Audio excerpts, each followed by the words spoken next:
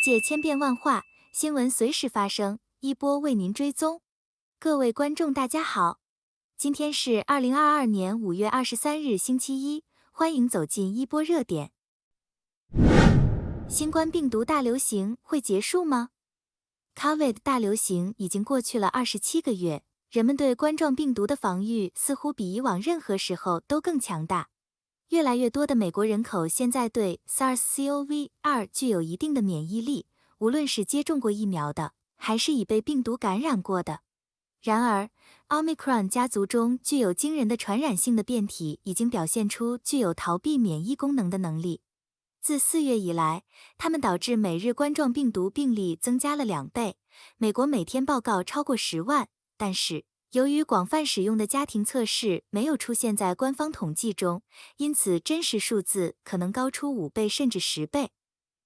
但是最近出现的一个子变种 BA.2 似乎传播率提高了 30%， 它的后代之一 BA.2.12.1 的传染性仍然更大。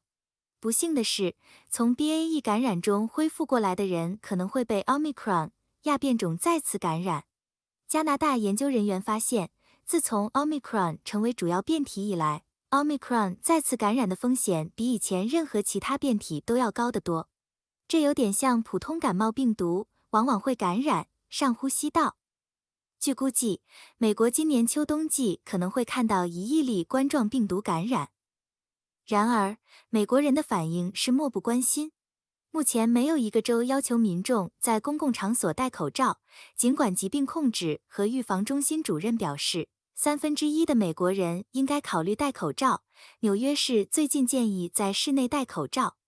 4月，不到1/3的美国人表示，他们甚至有点担心感染 COVID， 这是自2021年7月以来的最低比例，并且与大流行期间的任何时候相比，保持社交距离的人数很少。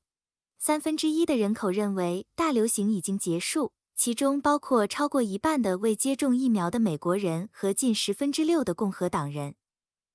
到目前为止，美国国会今年冬天未能提供充足的疫苗测试和为治疗提供的资金，这表明美国不仅已经从有争议的政策中后退，而且已经从最基本的公共卫生措施中后退。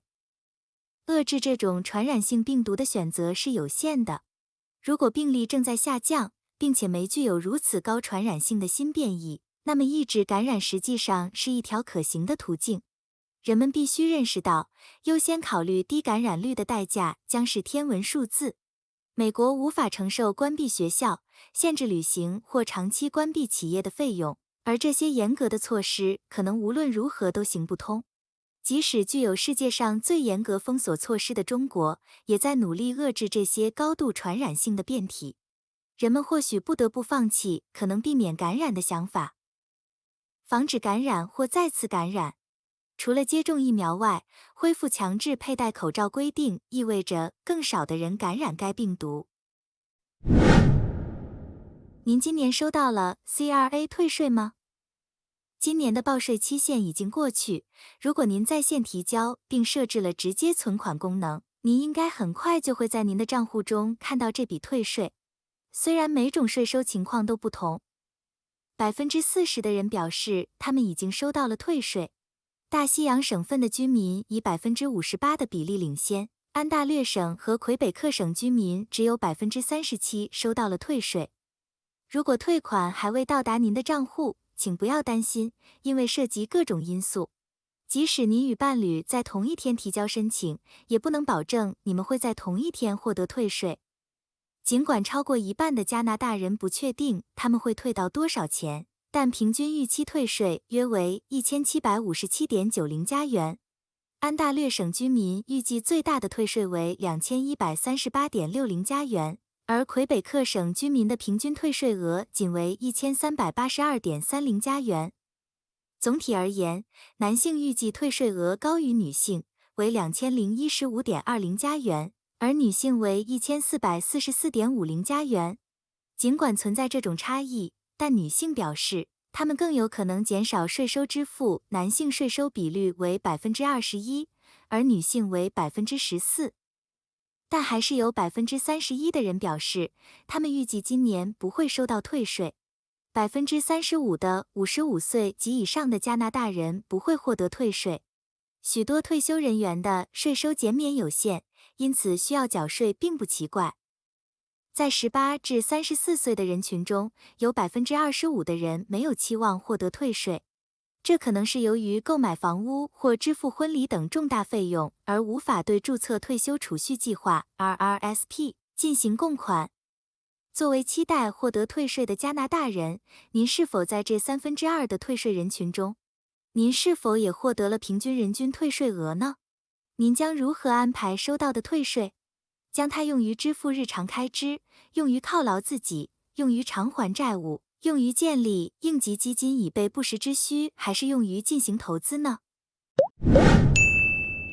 中国将实施超过5万亿美元的刺激计划。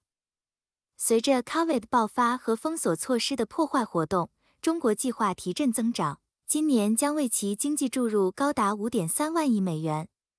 这一数字相当于中国17万亿美元经济的1/3左右，但实际上比2020年大流行首次爆发时的刺激措施要小。这表明，如果经济未能从目前的疲软中恢复过来，可能会花更多的钱。今年政策的支柱是财政支出和政府投资，而央行到目前为止只发挥了支持作用。更强有力的财政政策还有很大的空间，这在支持现在的增长方面更有效。对2022年迄今承诺的财政支持计为35.5万亿元人民币。在财政方面，中国增加了一般性预算支出，增加了通过地方政府专项债券发行和减税降费的金额。货币政策支持包括中国人民银行通过政策贷款、银行准备金率下调以及廉价贷款，在疫情期间通过小企业和绿色项目发放的数千亿元人民币的流动性。中国作为世界第2大经济体，面临着巨大的压力。今年政府需要实现约 5.5% 的增长目标。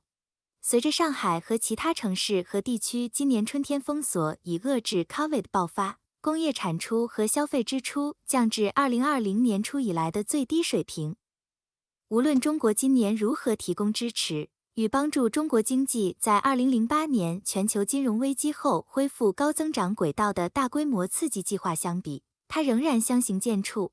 仅当年宣布的4万亿元追加投资就占经济的 13%。在此期间，中国人民银行也更加激进，在1年内将其基准贷款利率下调了200多个基点，并将存款准备金率降低了相同的点数。中国人民银行今年并没有放松太多，只在1月份将政策利率下调了10个基点。相比之下，2020年前4个月有2次降息，总计30个基点。中国人民银行还宣布计划今年向中央政府转移 1.1万亿元人民币，恢复在大流行期间暂停的做法。这种转移支付补充了中央政府在总体预算之外的财政资源，同时也增加了经济中的基础货币数量。今年到目前为止，已经转移了多达8000亿元人民币，相当于降幅 0.4个百分点。政府的大部分支持来自财政刺激的形式，包括总预算支出目标 26.7万亿元，比2021年增加近2万亿元。其余资金将来自减税和退税，以及 3.65万亿元的地方政府专项债券配额，这是基础设施等公共项目的主要资金来源。2021年，政府资金账户中还有2万亿元可用于预算外收入，以及政府资金账户中预算支出剩余的资金，如果需要，当局可以将其用于基础设施和其他公共项目。4月份的比率变化是自去年12月以来的首次下降，为经济释放了约5300亿元人民币的长期流动性。拜登的最新言论会促使北京加速统一步伐吗？周一，美国资深外交官基辛格表示，华盛顿和北京必须设法避免将台湾置于紧张外交关系的中心，并补充说，世界上2个最大的经济体需要避免直接对抗，这符合全球和平的利益。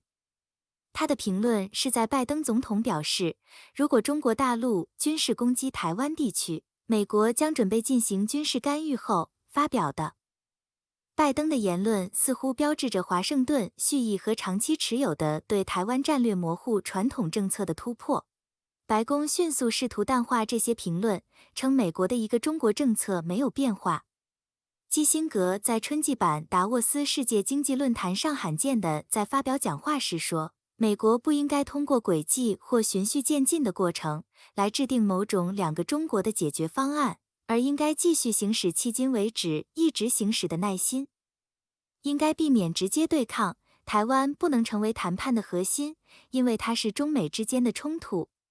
美国总统拜登警告说，中国正在台湾问题上与危险调情，并发誓如果台湾受到攻击，将进行军事干预以保护该岛。拜登在日本发表讲话时，似乎与美国在该地区的长期政策相矛盾。拜登将台湾与俄罗斯入侵乌克兰相提并论，引发了北京的愤怒谴责。北京外交部发言人汪文斌坚称，台湾是中国领土不可分割的一部分，没有妥协或让步的余地。台湾问题和乌克兰问题有根本的不同，比较这两者是荒谬的。我们再次敦促美方遵守一个中国原则。美国与台湾没有正式外交关系，但作为其与台湾关系法的一部分，向台湾出售武器。与此同时，美国与中国保持着正式的外交关系，并承认只有一个中国政府的立场。日本前首相安倍晋三表示，现在是美国向北京表明这一点的时候了，并表示将保卫台湾。其他人则认为这是一个非常糟糕的主意，可能会激怒北京，加快夺回该岛的计划。华盛顿和东京的许多高级官员都私下里非常担心北京日益增长的经济和军事优势。拜登似乎正在慢慢地掏出自己的心里话。拜登的战略字典里从来就不存在实质性的保护一词，直接挑起大国的冲突不符合美国利益。正如俄乌冲突那样，挑动代理人战争，进而实实在在的消耗和牵制主要对手的发展，更符合美国政府的长期战略利益。问题是谁会愿意充当乌克兰那样的角色？中国政府对于损害其长期发展利益和主权挑衅的耐心有多大，还有待斟酌。基辛格说，对于世界的整体和平来说，美国和中国减轻对抗关系非常重要。或许他的愿望是良好的，但令人悲伤的是，世界上每一次冲突和战争，都是由于政治家们过度关注其自身和短期利益，全球利益平衡和共同发展往往不会存在于他们的视线之内。谢谢各位的观看，一波帮您追踪全球热点。如果对您有帮助，欢迎点赞、关注并订阅，下期不见不散哦。